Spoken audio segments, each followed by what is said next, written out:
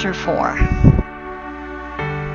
Boy, we really got sidetracked here. We started talking about time and ending up talking about organized religion. Yes, well, that's what it's like talking with God. It's hard to keep the dialogue limited. Let me see if I can summarize the points you make in Chapter 3. There is no time but this time. There is no moment but this moment. Time is not a continuum. It is an aspect of relativity that exists in an up and down paradigm with moments or events stacked up on top of each other, happening or occurring at the same time. We are constantly traveling between realities in the realm of time, no time, all time, usually in our sleep. Déjà vu is one way we are made aware of this. There has never been a time when we were not, nor will there ever be. The concept of age as it relates to souls really has to do with levels of awareness, not length of time. There is no evil. We are perfect just as we are. Wrong is a conceptualization of the mind based in relative experience. We are making up the rules as we go along, changing them to fit our present reality, and that's perfectly all right. It's as it should be, must be, if we are to be evolving beings. Hitler went to heaven.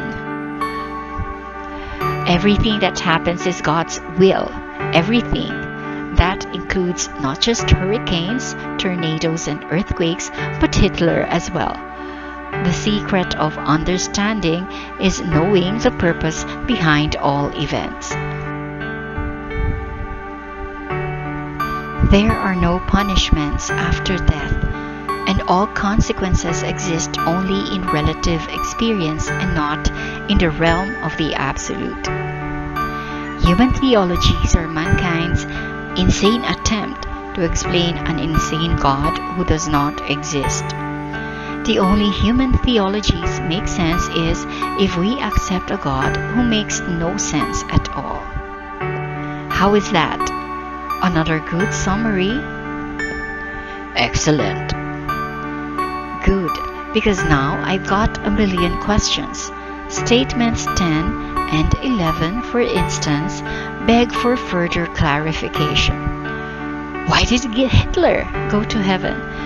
I know you just try to explain this, but somehow I need more. What is the purpose behind all events, and how does this larger purpose relate to Hitler and other despots?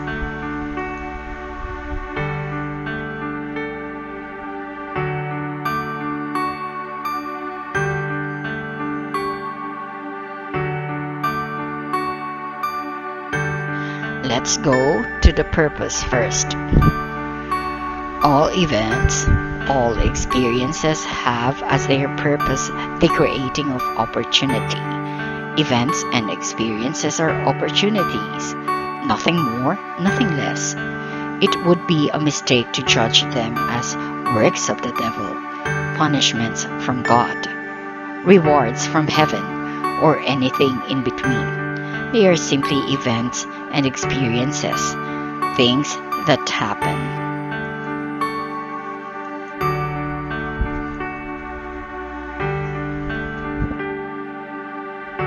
It is what we think of them, do about them, be in response to them, that gives them meaning.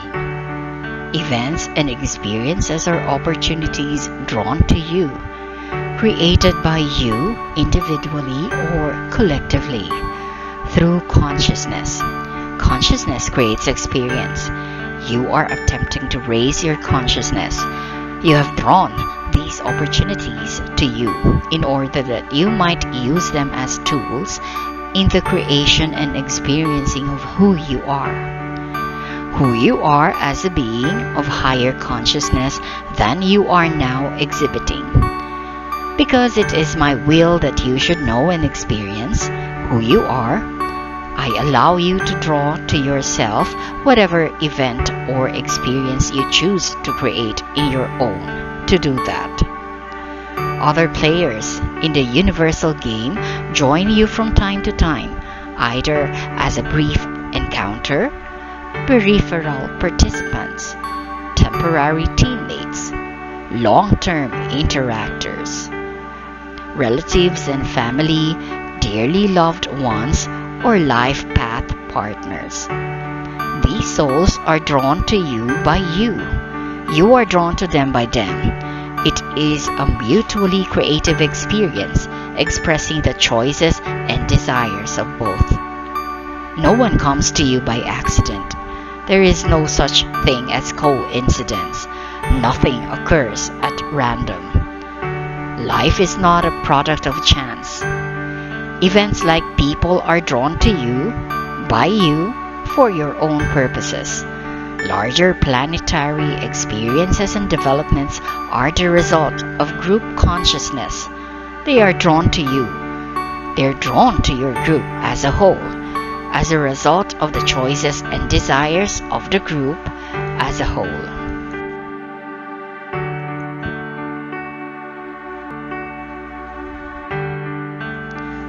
What do you mean by the term your group?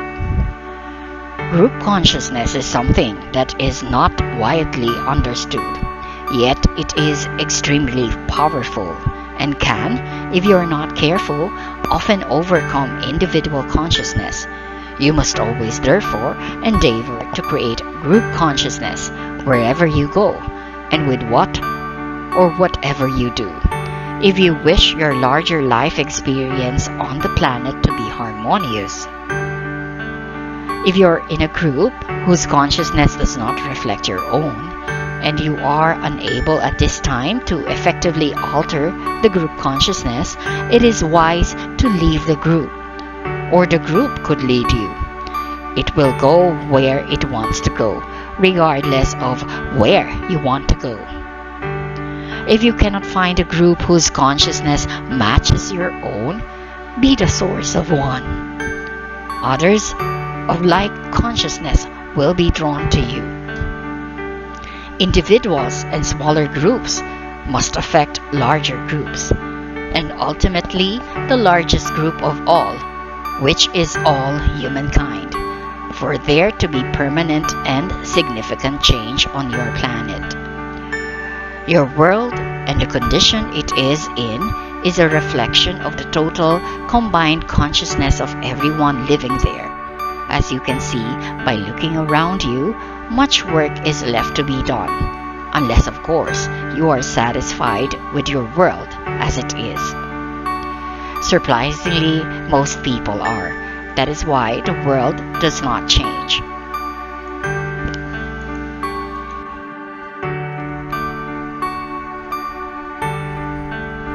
Most people are satisfied, even though such a model produces people who are either killed when they are judged wrong, starved and rendered homeless when they are losers, oppressed and exploited when they are not strong. Most people define wrong as that which is different from them. Religious differences in particular are not tolerated. Not are many social, economic, or cultural differences. Exploitation of the underclass is justified by the self-congratulatory pronouncements from the upper class of how much better off their victims are now than they were before these exploitations. By this measure, the upper class can ignore the issue of how all people ought to be treated if one were being truly fair, rather than merely making a horrible situation a tiny bit better and profiting obscenely in the bargain.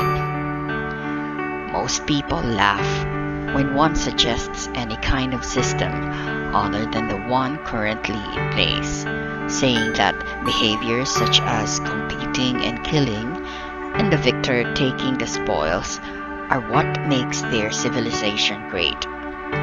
Most people even think there is no other natural way to be. That is the nature of humans to behave in this manner, and to act any other way would kill the inner spirit that drives man to succeed. No one asks the question, succeed at what? Difficult as it is for truly enlightened beings to understand, most people on your planet believe in this philosophy, and that is why most people don't care about suffering masses, the oppression of minorities, the anger of the underclass, or the survival needs of anyone but themselves and their immediate families. Most people do not see that they are destroying their earth, the very planet which gives them life, because their actions seek only to enhance their quality of life. Amazingly, they are not far-sighted enough to observe the short-term gains can produce long-term losses, and often do and will. Most people are threatened by group consciousness, a concept such as the collective good, a one-world overview, or a God who exists in unity with all creation rather than separate from it. This fear of anything leading to unification and your planet's glorification of all that separates produces division, disharmony, discord. Yet, you do not seem to have the ability even to learn from your own experience, and so you continue your behaviors with the same results. The inability to experience the suffering of another as one's own is what allows such suffering to continue. Separation breeds indifference, false superiority. Unity produces compassion, genuine equality. The events which occur in your planet, which have occurred regularly for 3,000 years, are, as I've said, a reflection of the collective consciousness of your group, the whole group on your planet. That level of consciousness could be best as described primitive. Yes, but we seem to have digressed here from the original question. Not really. You ask about Hitler. The Hitler experience was made possible as a result of group consciousness. Many people want to say that Hitler manipulated a group, in this case, his countrymen, through the cunning and the mastery of his rhetoric. But this conveniently lays all the blame at Hitler's feet, which is exactly where the mass of the people wanted. But Hitler could do nothing without the cooperation and support and willing submission of millions of people. The subgroup, which called itself Germans, must assume an enormous burden of responsibility for the Holocaust, as must, to some degree, the larger group called humans, which, if it did nothing else, allowed itself to remain indifferent and apathetic to the suffering in Germany until it reached so massive a scale that even the most cold-hearted isolationists could no longer ignore it. You see, it was collective consciousness which provided fertile soil for the growth of the Nazi movement. Hitler seized the moment, but he did not create it. It is important to understand the lesson here. A group consciousness which speaks constantly of separation and superiority produces loss of compassion on a massive scale.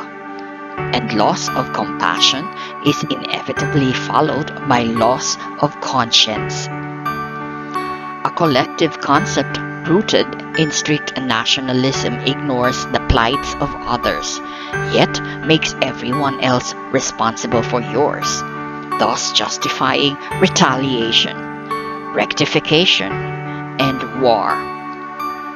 Auschwitz was the Nazis' solution to an attempt to rectify the Jewish problem. The horror of the Hitler experience was not that he perpetrated it on the human race, but that the human race allowed him to. The astonishment is not only that a Hitler came along, but also that so many others went along.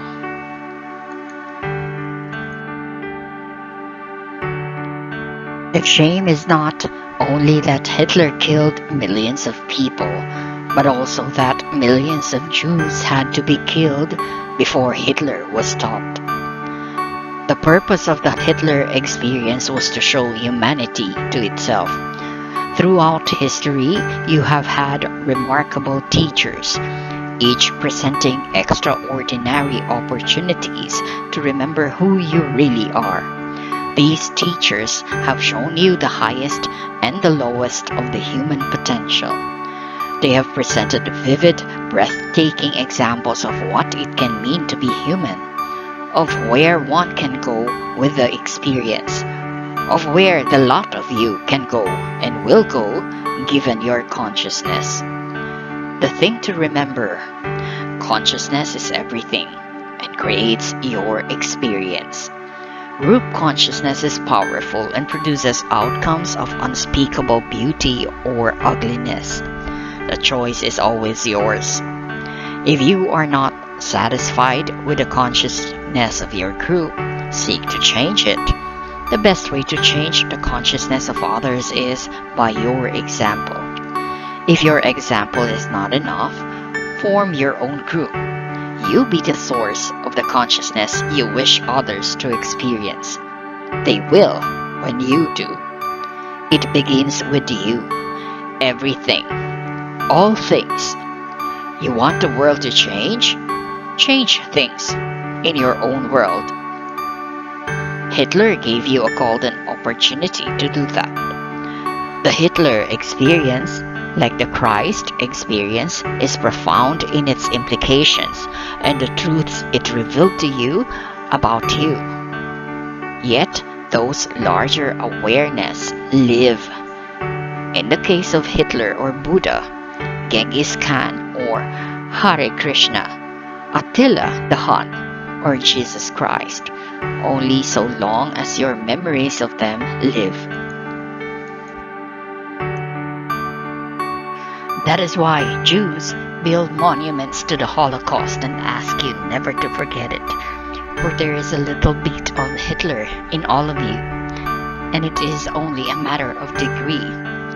Wiping out a people is wiping out a people, whether at Auschwitz or Wounded Knee. So Hitler was sent to us to provide us a lesson about the horrors man can commit, the levels to which man can sink. Hitler was not sent to you. Hitler was created by you. He arose out of your collective consciousness and could not have existed without it. That is the lesson. The consciousness of separation, segregation, superiority, of we versus they, of us and them, is what creates the Hitler experience. The consciousness of divine brotherhood, of unity, of oneness, of ours rather than yours, mine, is what creates the Christ experience. When the pain is ours, not just yours. When the joy is ours, not just mine. When the whole experience is ours, then it is at last truly that, a whole life experience. Why did Hitler go to heaven? Because Hitler did nothing wrong. Hitler simply did what he did. I remind you again that for so many years, millions thought he was right. How often, then, could he help but think so? If you float out a crazy idea and 10 million people agree with you, you might not think you're so crazy. The world decided finally that Hitler was wrong. That is to say, the world's people made a new assessment of who they are and who they chose to be, in relationship to the Hitler experience. He held up a yardstick. He set a parameter, a border against which we could measure and limit our ideas about ourselves. Christ did the same thing at the other end of the spectrum. There have been other Christs and other Hitlers, and there will be again. Be ever vigilant then, for people of both high and low consciousness walk among you, even as you walk among others. Which consciousness do you take with you? I still don't understand how Hitler could have gone to heaven, how he could have ever been rewarded for what he did. First, understand that death is not an end, but a beginning, not a horror, but a joy. It is not a closing down, but an opening up. The happiest moment of your life will be the moment it ends. That's because it doesn't end, but only goes on in ways so magnificent, so full of peace and wisdom and joy, as to make it difficult to describe and impossible for you to comprehend. So the first thing you have to understand, as I've already explained to you, is that Hitler didn't hurt anyone. In a sense, he didn't inflict suffering. He ended it. It was the Buddha who said, "Life is suffering." The Buddha was right. But even if I accept that, Hitler didn't know he was actually doing good. He thought he was doing bad. No, he didn't think he was doing something bad. He actually thought he was helping his people. And that's what you don't understand. No one does anything that is wrong, given their model of the world. If you think Hitler acted insanely and all the while knew that he was insane, then you understand nothing of the complexity of human experience. Hitler thought he was doing good for his people, and his people thought so too. That was the insanity of it. The largest part of the nation agreed with him. You have declared that Hitler was wrong. Good. By this measure you have come to define yourself, know more about yourself. Good. But don't condemn Hitler for showing you that. Someone had to. You cannot know cold unless where is hot. Up unless there is down. Left unless there is right. Do not condemn the one and bless the other. To do so is to fail to understand. For centuries, people have been condemning Adam and Eve. They are said to have committed original sin. I tell you this, it was the original blessing. For without this event, the partaking of the knowledge of good and evil, you would not even know the two possibilities existed. Indeed, before the so-called fall of Adam, these two possibilities did not exist. There was no evil. Everyone and everything existed in a state of constant perfection. It was literally paradise. Yet you didn't know it was paradise, could not experience it as perfection, because you knew nothing else. Shall you then condemn Adam and Eve, or thank them? And what, say you, shall I do with Hitler? I tell you this, God's love and God's compassion, God's wisdom and God's forgiveness, God's intention and God's purpose are all large enough to include the most heinous crime and the most heinous criminal. You may not agree with this, but it does not matter. You have just learned what you came here to discover.